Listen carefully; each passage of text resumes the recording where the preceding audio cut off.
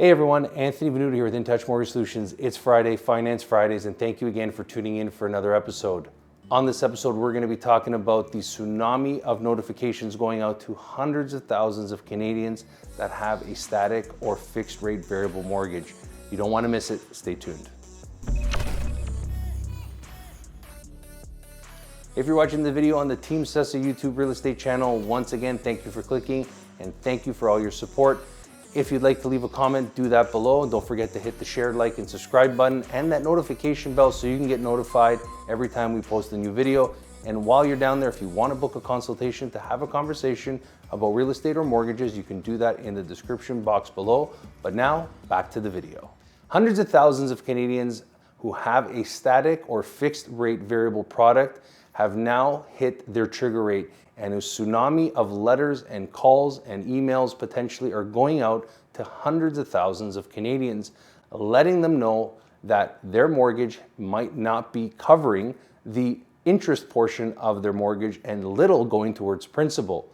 Now, this is something that we've extensively covered on this channel, but I think it is very important to see exactly what is happening now.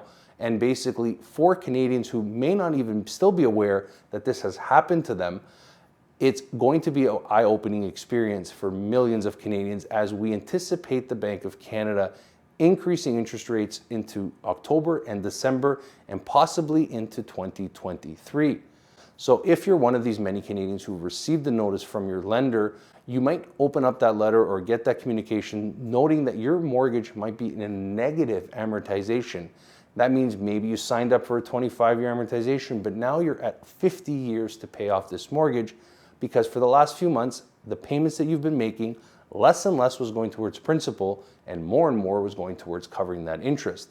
And now, with the recent increase on September 7th by the Bank of Canada, an additional 75 basis points, that may mean that all your payment or the majority of your payment is only covering the interest and nothing is going towards the principal. Hence the reason why your amortization has now increased beyond its threshold of what you agreed on when you originated that mortgage. Now in Canada, the maximum amortization that you can have on any product is 30 years. So we'll let that sink in for a moment. If you're seeing your amortization over 50 years, that is a major problem for many Canadians. Now, obviously, understanding what they can do next and what they should be doing in order to help bring that back into line is a question based on finances and what you can do with your mortgage and depending on your lender. So for many Canadians who have reached out to their branch or reached out to their lender or even to us here at InTouch Mortgage Solutions, we are trying to provide them with the best advice we can, especially because a lot of them don't even know that they have this trigger rate product.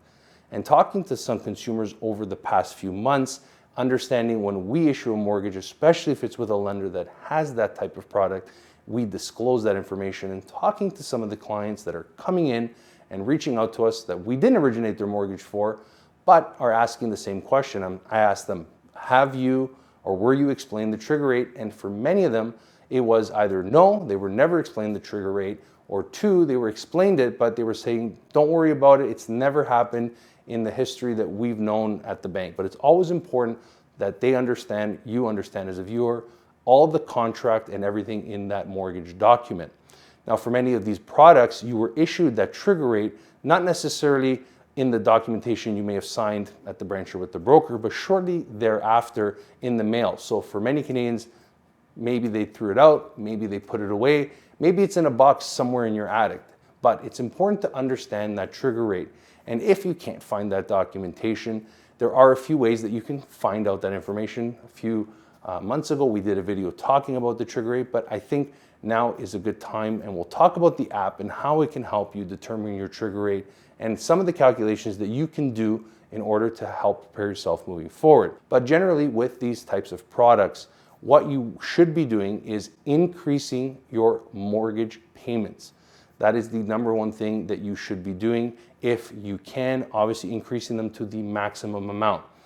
The other option is putting in a lump sum of money. So if you have some cash sitting around, they will advise you that you can take advantage of your prepayment privileges.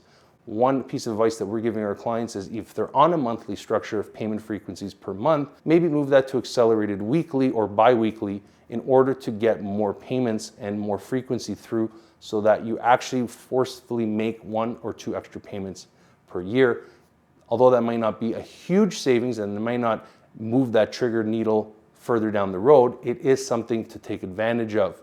The other option, locking into a fixed rate mortgage.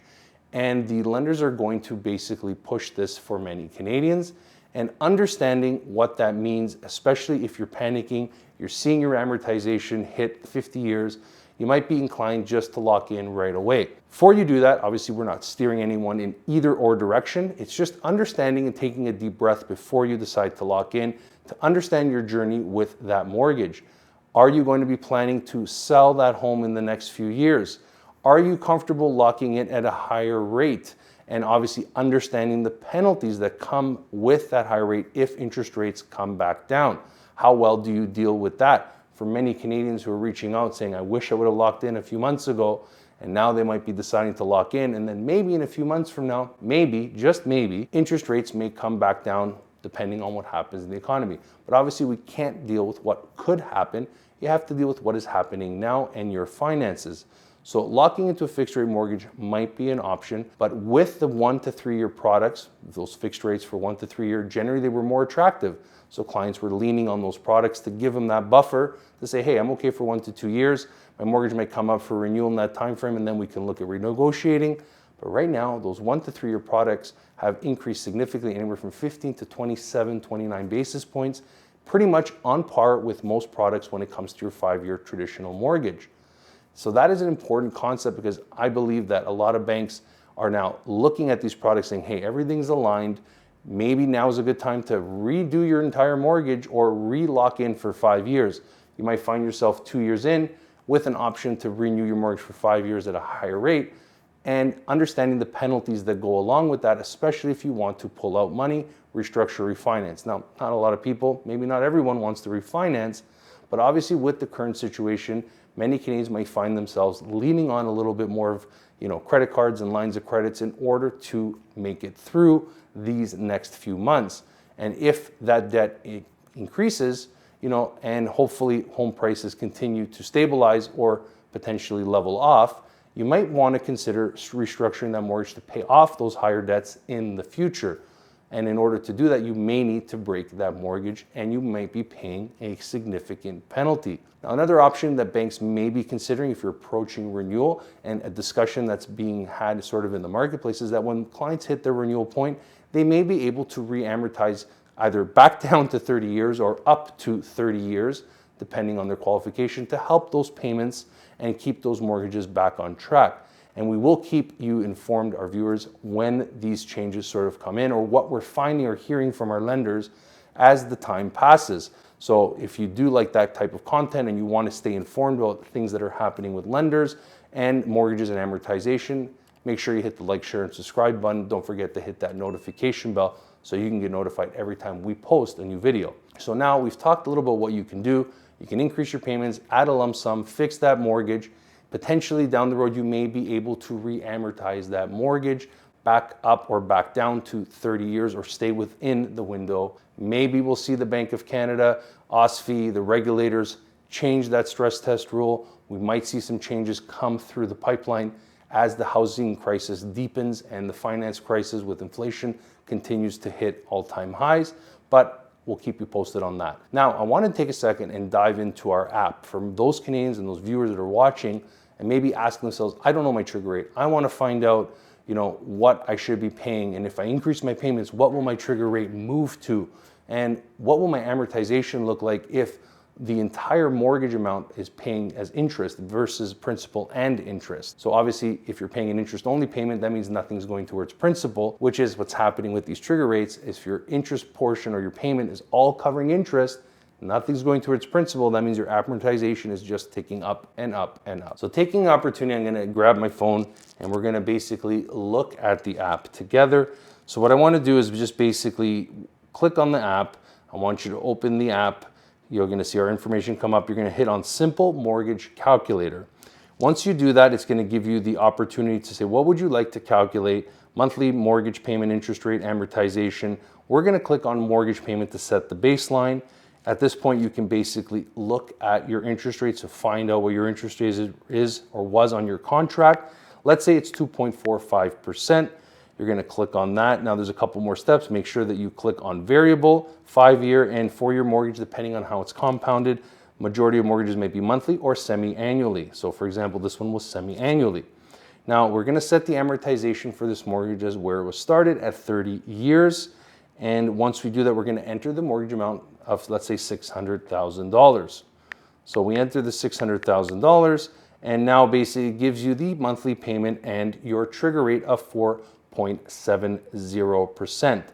That is basically where this particular scenario would set the trigger rate. Now there's another way to do it. You can also look at the interest rate and you can reverse engineer it and look at what your interest payment will do to your amortization.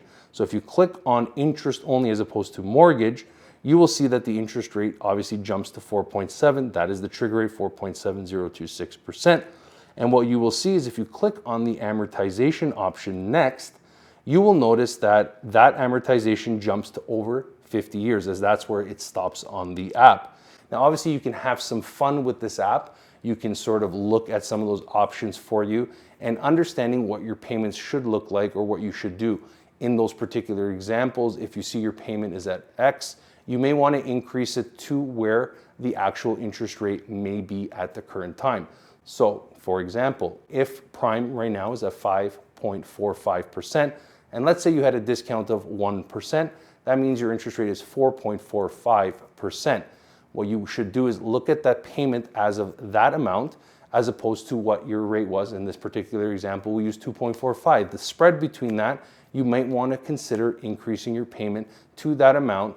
And by doing that, it will actually change your trigger rate. So that's what I'm saying. You can have some fun with the app. Feel free to download it in the description box below, and you can basically play along and actually run some scenarios. But more importantly, with this type of content, especially for Canadians who are in or find themselves in this situation, maybe you're a homeowner, maybe you're a future first-time home buyer, and you're looking to better understand products, obviously reaching out to a mortgage professional, getting that advice is always a value add to you, as there is no cost to deal with a mortgage broker.